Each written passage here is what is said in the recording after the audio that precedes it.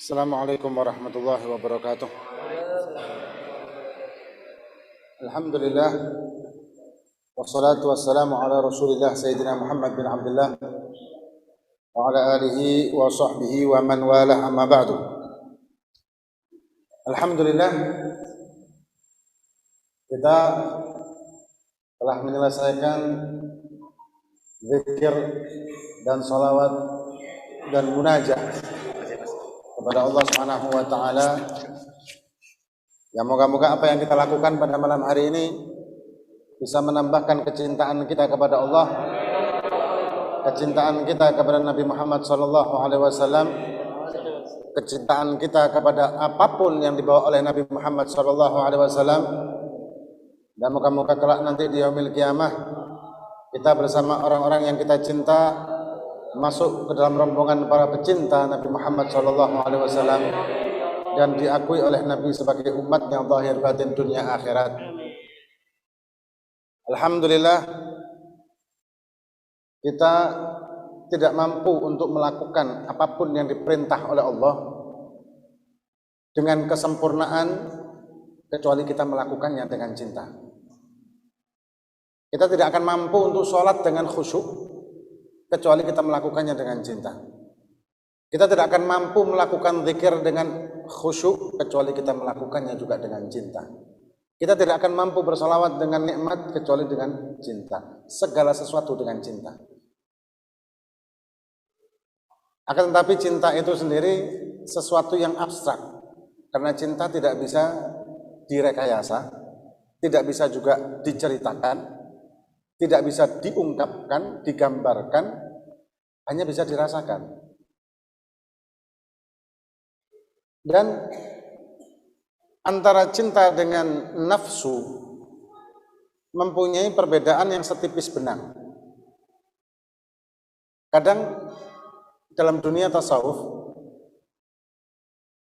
cinta yang benar, cinta yang hak, itu bisa dipengaruhi juga dengan cinta yang tidak benar. Maka orang-orang ahli tasawuf, orang-orang sufi, mereka berusaha dengan mujahadahnya mereka untuk mendapatkan cinta yang benar, bukan lagi cinta yang nafsu. Kita cinta kepada pihak yang di luar kita, dengan kita mencintai diri kita, itu berbeda jauh. Ketika kita mencintai diri kita, maka kita selalu mengharapkan apa yang saya dapatkan. Tapi ketika kita mencintai pihak kedua, maka kita tidak pernah menanyakan apa yang telah saya terima. Orang cinta dengan zikir, orang cinta dengan maulid, orang cinta dengan sholawat karena Nabi Muhammad SAW. Apakah betul 100% cinta sama Nabi? Belum tentu. Belum tentu. Bisa karena nikmatnya sound system, dan dia merasakan kenyamanan, keindahan suara alunan hingga telinganya mendapatkan kenyamanan. Bisa dengan suara vokal yang istimewa, bisa dengan suasana majelis yang istimewa, bisa mungkin dengan khadimul majelisnya mungkin yang istimewa juga mungkin. Tapi apakah kita cinta dengan Nabi? Belum tentu. Belum tentu. Ketika itu semua berubah, sound system tidak nyaman, vokal tidak enak, suasana tidak nyaman, tapi bacaan maulidnya sama, zikirnya sama, apakah kita masih merasakan kenyamanan di hati kita atau tidak? Ketika ternyata kita tidak mendapatkan kenyamanan di hati kita dengan perubahan suasana, berarti sebetulnya diri kita sendiri, bukan cinta sama Nabi. Bukan cinta sama zikir, munajah kepada Allah, bukan. Kita sebetulnya cinta sama diri kita sendiri. Dan ketika kita mengalami hal seperti itu, berusahalah untuk mendapatkan cinta dan menumbuhkannya cinta tersebut di hati kita kepada Allah dan Rasul tanpa hal yang lain. Memang cinta itu bisa dengan sabab-sabab, ya, betul. Dari mungkin kenyamanan suara, kenyamanan suasana, kenyamanan pandangan kepada guru kita. Dari sababiyah tersebut, kemudian lambat laun kita akan menjadi orang pecinta murni Nabi Muhammad SAW melalui sarana. Betul memang. Tapi kalau kita tidak berikhtiar untuk itu, kita tidak akan mampu untuk berjalan ke situ. Kita akan jalan di tempat atau malah lebih serem lagi mundur. Kita harus ada ikhtiar di sini. Ikhtiarnya dengan apa? Dengan mengenal. Berusaha mengenal. Mengenal siapa Nabi? Mengenal siapa Allah ini yang kita sembah? Mengenal dengan tauhidnya, mengenal dengan akidahnya, mengenal Nabi dengan sirahnya. Maka ketika kita mendapatkan sarana guru-guru kita, sarana di majelis kita, sarana di thariqah kita untuk mengenal kepada Allah dan Rasulnya, itu yang harus kita lakukan dan kita perdalam. Supaya apa? Supaya cinta kita tidak lagi cinta kepada diri kita sendiri. Karena kalau kita diam di tempat dan tanpa mengenal Allah dan Nabi-Nya, maka cinta kita berjalan di tempat. Dalam artian kita hanya cinta diri kita. Dan kenikmatannya hanya kenikmatan diri kita. Ketika suasana berubah, tidak akan mendapatkan kenikmatan apapun. Orang yang merasakan kenikmatan zikir, suasana apapun dia tetap nikmat. Situasi apapun tetap nikmat. Genting sekalipun. Suasana bencana alam kah? Suasana perang kah? Suasana yang histeris kah? Pandemi kayak sekarang ini. Tetap dia dapat kenikmatan ketika dia bermunajat. Walaupun dia mau tidak mau kena PPKM, munajatnya sendirian. Atau online begitu ya. Tetap dia akan mendapatkan kenikmatan. Kenapa? Karena murninya cinta dia. Karena cinta bukan karena suasana, tapi memang karena cinta dengan tujuan. Apa yang kita lakukan ini adalah sarana mencapai tujuan. Kalau kita mencintai sarana tapi tidak mencintai tujuan kan salah. Percuma kita berjalan kalau kita tidak mencintai tujuan. Hingga kita menganggap rest area itu sebagai tujuan dan kita berhenti di tempat tanpa melanjutkan perjalanan. Akhirnya percuma aja. Nah, kemudian seperti tadi kita sebutkan bahwa sarana untuk mencintai tujuan itu dengan kita mencintai sababiyah yang tadi, kenikmatan dan seterusnya tadi itu. Dan kita harus pandai untuk membedakan mana cinta yang harus benar-benar cinta atau cinta yang betul-betul ini adalah hawa nafsu sebetulnya, bukan cinta. Membedakannya dengan apa? Membedakannya dengan syariat. Baik diri kita sendiri, ketika kita merasakan cinta, kemudian dengan cinta kita tidak mau sholat, dengan cinta kita melakukan kemaksiatan, maka sebetulnya itu adalah syahwat, bukan cinta.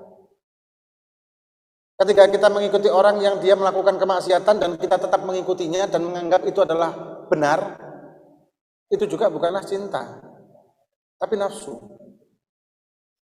Atau naudzubillah min dzalik, kita mengikuti seorang guru yang gurunya itu sesat.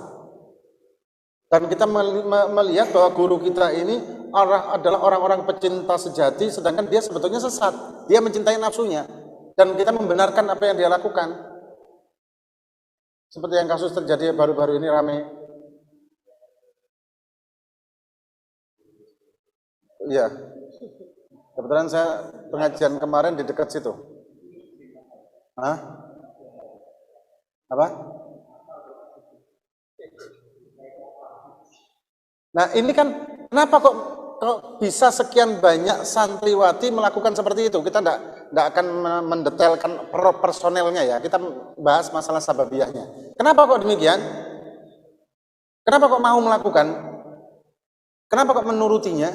Padahal itu jelas-jelas dari norma-norma masyarakat aja sudah salah. Apalagi agama sudah pasti salah. Kalau dikatakan santri ini tidak tahu hukum, mustahil. Bahwa perzinahan itu adalah haram. Tapi kenapa kok melakukannya? Ada di antara mereka ternyata mereka terbutakan dengan cinta yang menurut mereka cinta. Cinta kepada gurunya, walaupun gurunya melakukan kemaksiatan, tetap dia ikuti dan dia mencari pembenaran atas itu. Coba kita lihat guru-guru kita. Dalam hal ini, Syekh Hisham, Syekh Nazim, kemudian guru saya Habib Umar, Habib Ali Jufri, muridnya Habib Umar. Kemudian para ulama-ulama, para masyayikh, Syekh Muhammad Ramadan Al-Buti, Syekh Ali Jum'ah. Kemudian Wah, itu banyak lah. Coba kita lihat beliau-beliau ini, syariatnya gimana? Istimewa.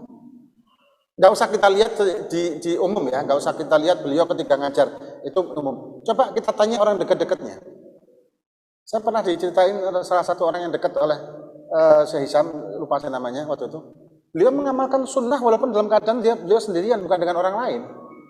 Beliau betul-betul mengamalkan sunnah, berpegangan dengan syariat. Guru saya Habib Umar juga demikian.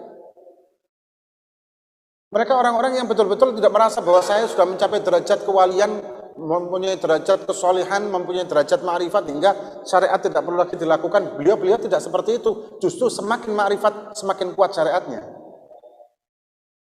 Semakin tinggi derajatnya di sisi Allah, semakin hebat dalam beribadah. Kenapa? Karena mereka mencontoh orang yang mereka cintai, mencontoh sesosok yang beliau cintai amat luar biasa kecintaan kepada Nabi Muhammad. Nabi kita Muhammad SAW sudah maksum, mempunyai kedudukan tinggi, mempunyai kedudukan yang tidak ada bandingannya di antara semua manusia. Tapi beliau masih ibadah, masih melakukan sholat sunnah sampai bengkak kakinya. Beliau mengikuti, beliau ini yang tadi saya ceritakan, para masyayikh kita, para guru-guru kita, mengikuti Nabi Muhammad SAW yang merupakan kecintaan utama daripada makhluk, yaitu pada Nabi Muhammad. Nah, ketika kita ini dibutakan dengan asabiyah yang akhirnya timbul hulu, dan itu merupakan salah satu sifat dari hawa nafsu, sifat dari nafsu yang dipengaruhi oleh hawa nafsu, maka kita akan membutakan mata kita, membutakan akal kita melihat ketika ada orang yang kita anggap sebagai guru melakukan kemaksiatan. Bahkan ketika guru ini tadi, guru KW ini tadi meminta kita melakukan kemaksiatan, kita akan mentaatinya dengan menganggap inilah pengorbanan dari cinta. Naudzubillah min dzalik. Terus bagaimana supaya kita bisa selamat? Karena tujuan kita adalah Allah dan Rasulnya. Gimana kita supaya selamat dan berhenti di rest area atau malah mundur kembali ke belakang? Kita harus punya mizan, timbangan, punya semacam gimana seseorang yang patut kita ikuti, ulama yang patut dan pantas kita ikuti seperti apa. Karena ulama-ulama, majelis-majelis dan torigo-torigo ini sebagai sarana menuju ke tujuan, maka kita harus memizankannya ini dengan tujuan. Kalau ternyata sarana ini tidak sesuai dengan tujuan, ya percuma, karena tidak bakal sampai. Atau bahasa mudahnya, kita mempunyai tujuan, yang tujuan ini ada lumpurnya, ada batu kerikil dan sebagainya.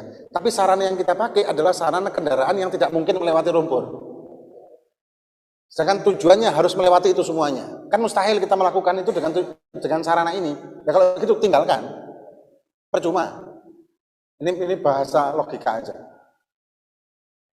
Kalau tujuannya begini, kemudian ternyata sarana melanggar dari tujuan, ya kita tidak akan pernah sampai ke tujuan. Dan kasus yang kemarin itu sebetulnya bukan kasus pertama loh itu. Kasus-kasus seperti itu marak terjadi. Dan jujur aja, Ana beberapa kali sama teman-teman ya menemukan hal yang seperti ini. Model-model seperti itu. Ya naudzubillah, kenapa? Ya karena itu tadi terbutakan dengan cinta yang salah. Dan jangan sampai kita orang-orang yang berusaha menempatkan posisi sebagai pecinta Allah, pecinta Nabi, ternyata posisi kita cintanya salah. Kita hanya cinta kepada diri kita sendiri atau cinta kepada asabiyah kita sendiri, hingga tidak pernah sampai kita ke tujuan. Sangat disayangkan. Naudzubillah min dzalik. Moga-moga kita semua dipimpin oleh para guru-guru kita, para masyayikh kita, berjalan menuju cinta Allah dan cinta Nabi Muhammad SAW dengan benar. Dan moga-moga kita tetap diakui oleh Nabi sebagai umatnya zahir batin dunia dan akhirat. Dan moga-moga kita semua yang hadir dan keluarga kita semuanya yang kita cinta bersama-sama para masyayikh kita menghadap kepada Nabi Muhammad SAW di yaumil qiyamah, dan kita dipandang dengan pandangan mahabbah, dengan pandangan cinta oleh Nabi, dan kita diakui sebagai umatnya zahir batin dunia dan akhirat. Adam aku lakum wa lakum. Assalamualaikum warahmatullahi wabarakatuh.